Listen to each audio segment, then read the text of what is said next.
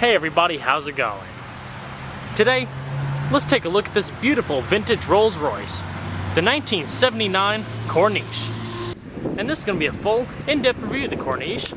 We'll start it up, show the engine, get an exhaust clip, and go over the performance data, as we'll show you a bunch of the unique aspects of the interior, as well as exterior. Now, I'd like to give a special thanks and shout out to Planet Imports in Charlotte, North Carolina for allowing me to come out and film this beautiful classic Rolls Royce Corniche.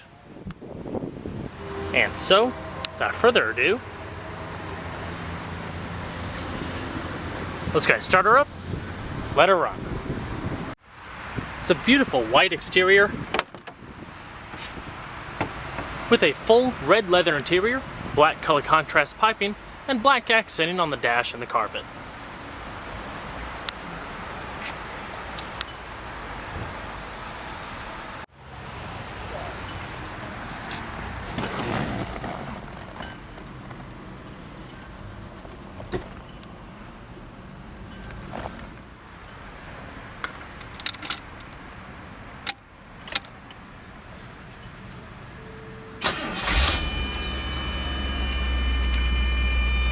Beautiful. Fires right up with only 38,000 original miles on the clock.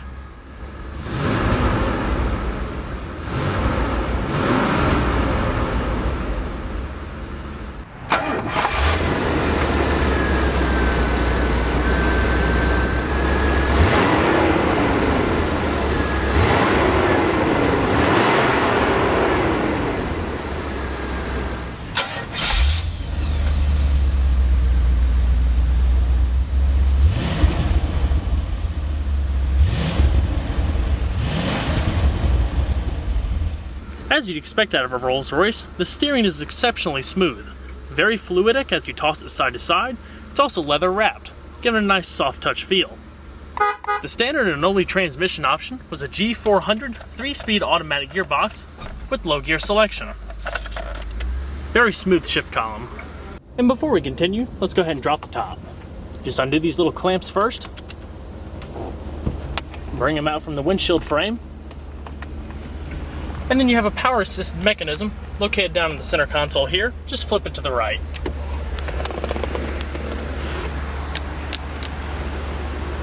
Quick and seamless motion.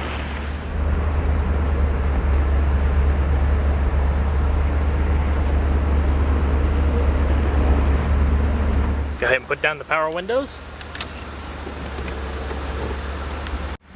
Flip on the headlamps, as well as the hazards. Now let's go and check out the exterior, shall we? The Rolls Royce Corniche represents one of the most commanding cars of its era, the pinnacle of old-world British craftsmanship.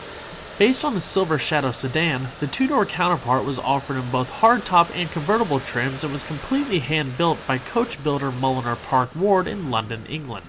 Each car took about 4 months to build, and if you had the convertible model, it even took about 2 weeks just to build a retractable roof. The Corniche was actually introduced back in 1971 to replace the Silver Shadow fixed-head coupe and drop-head, or coupe and convertible respectively, and was quite a departure from the traditional Rolls-Royce Silver Clouds from years prior. The new generation Corniche shared the same unibody construction as the Silver Shadow, but the car itself was overall smaller and much more squared off than the earlier model. With a sleeker front end and inset grille, the Corniche also featured much more modern styling than the Rolls models before it. One of the most recognized hood ornaments, the Spirit of Ecstasy, also has its own colorful history. From 1911 to 1914, the figurine was silver-plated. It was thought by many to be solid silver, which caused many of them to be stolen from the owners' cars during this time period. Since 1915, they were composed of base metal and plated with a highly polished nickel alloy to kind of curb the thieving interest. Now, interestingly enough, there was also a Bentley counterpart to the Corniche, which was later renamed the Continental in 1984. Pretty common to see the two brands kind of interchanging models between each other. The car came with a standard set of 15-inch steel wheels with chrome center caps on 235/75 tires. It also had the Silver Shadow's 4-wheel power ventilated disc brakes and a fully independent suspension with coil springs. To achieve its legendary ride quality, the vehicle also had an automatic, self-leveling suspension that was based off the Citroën hydraulic system, but without the pneumatic springs. The hydraulic components were actually built and licensed by Rolls-Royce, and while this system was originally applied to all four wheels, it was later changed to just affecting the rear wheels only in later model years. When the second generation Corniche was introduced in 1977, the car gained a few significant upgrades, including a new rack and pinion steering system, as well as new alloy and rubber bumpers that replaced the standard steel chrome units. A new aluminum radiator and oil cooler were also implemented, as well as a new bi-level air conditioning system for unsurpassed passenger comfort in regards to advanced climate control for its time. And the vehicles originally stickered for around $102,000 to $109,000 depending on your model and options. What's really interesting about the Corniche is that it marked a new era of coach building and vehicle production for Rolls-Royce. Before, back in the 60s and prior, there were various vehicle coach builders that would work their magic handcrafting and modifying styling, body, and equipment to create that signature unique vehicle. For example, James Young-bodied Rolls-Royces of the early 60s were claimed to be some of the most elegant bodies associated with the brand. With the unibodied Silver Shadow introduction in 1965, it soon became clear that it was harder to apply coach-built bodies with separate chassis components to cars with a monocoque design of pressed and welded components. Since then, Rolls-Royce transformed the brand, utilizing its Mulliner Park Ward division to create one of the sleekest and most luxurious model lineups of its time. A true gentleman's classic that combined unsurpassed attention to detail and comfort.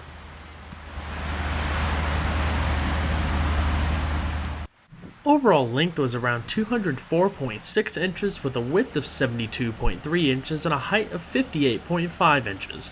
Total curb weight was around 5,203 pounds. And we're going to pop the hood. The Corniche is powered by a 412 cubic inch, 6 3/4 liter Bosch fuel-injected overhead valve V8. Rolls-Royce never officially released performance data on the car, but referred to it as just being adequate. Today, it's estimated to be around 256 horsepower and 406 pound-feet of torque. It was able to achieve a top speed of 120 miles per hour and a 0 to 60 time in under 10 seconds.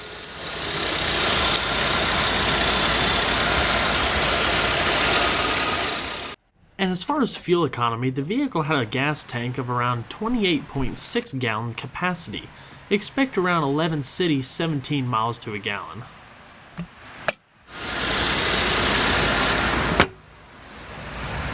The interior of the Corniche is a beautiful work of art.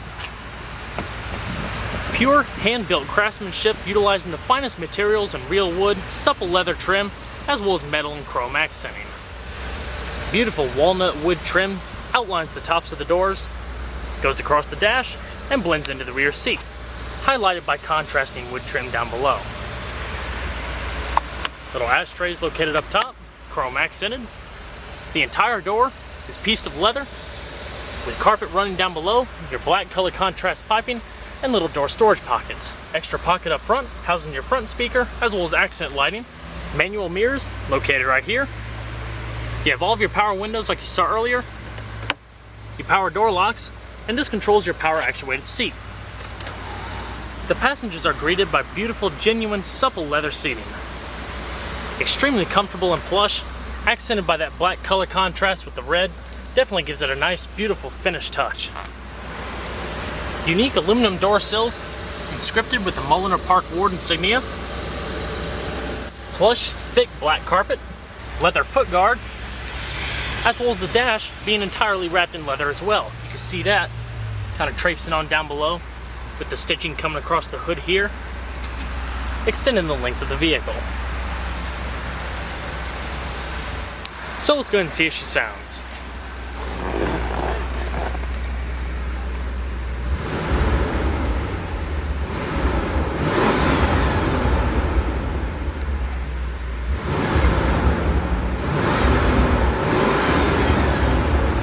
You can feel the thrust of that massive V8 as it tosses the car about. Extremely smooth, no vibration transfers into the cabin, and gives a nice mellow exhaust note.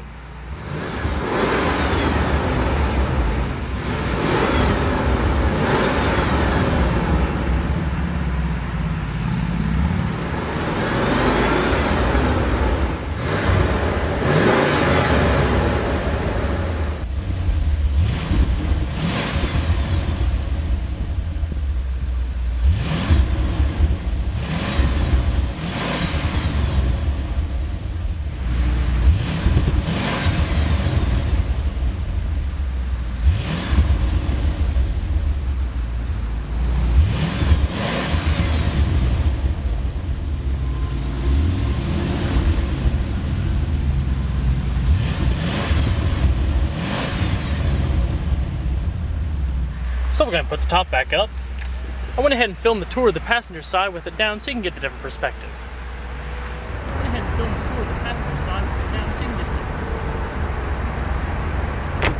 So we're going to shut her up.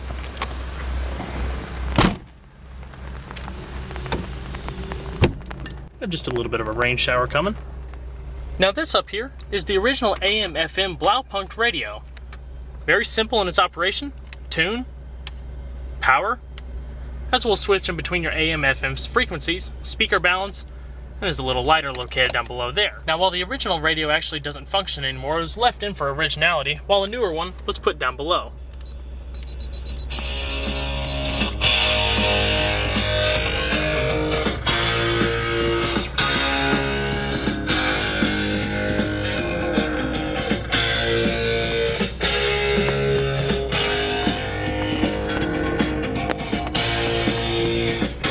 Manually dimming rearview mirror. Just got back today.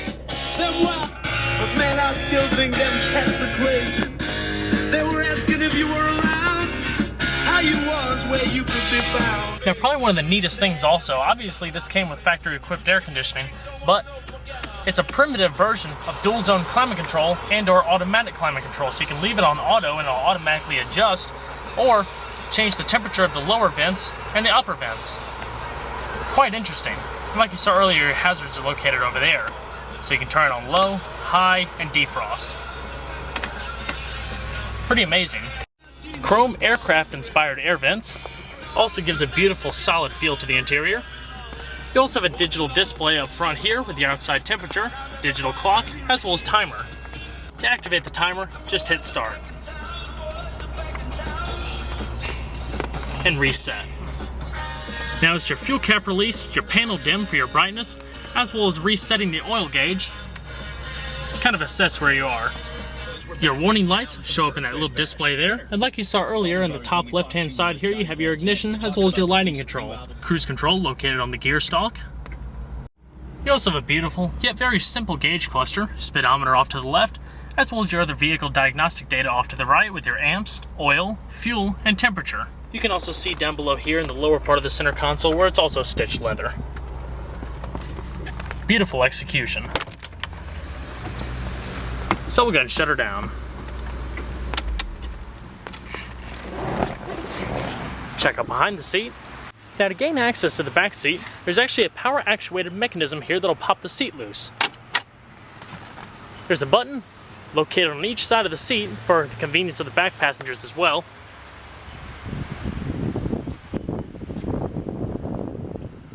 Extremely plush.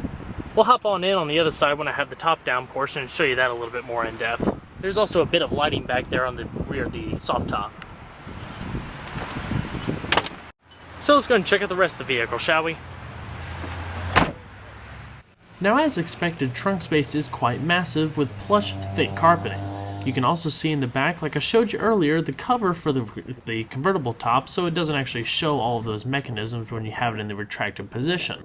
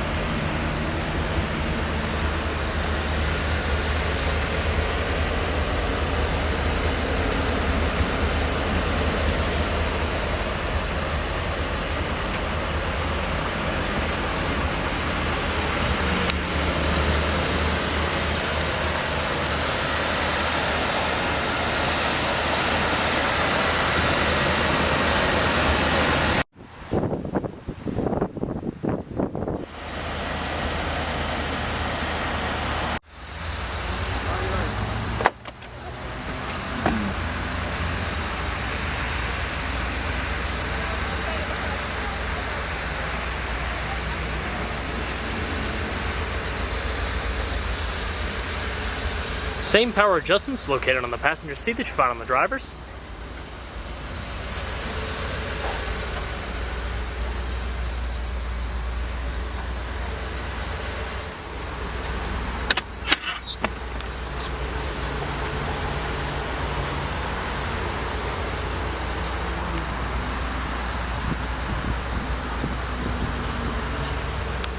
on in.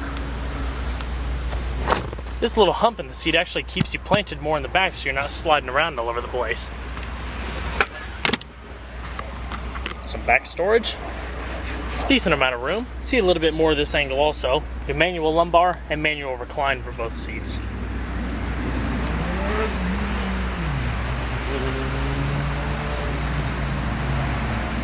Little padded armrest, ashtray and lighters.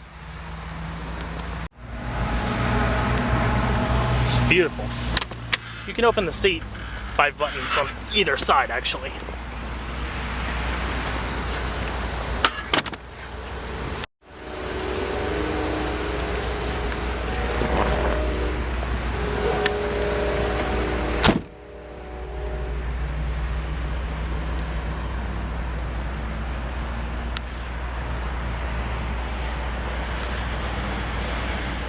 Solid walnut panel covers the glove box. You also have a little map light you can activate here with an illuminated leather padded glove box. Pretty good size.